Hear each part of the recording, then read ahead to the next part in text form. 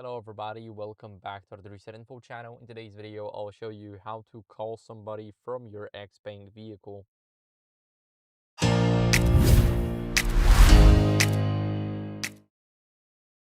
So it is really easy.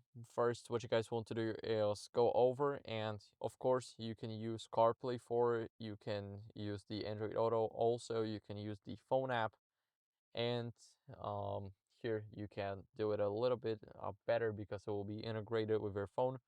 And here you can do the same by going into phone app. As you guys can see, we want to click on connect now, and my phone is connected, but it's connected to the CarPlay, so now it's connected to call audio.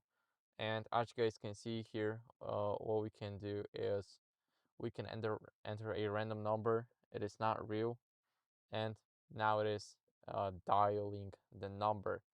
So that's it. Thank you guys for watching. If you enjoyed this video, then leave a like, subscription, and a comment, and I'll see you in the next one. Bye.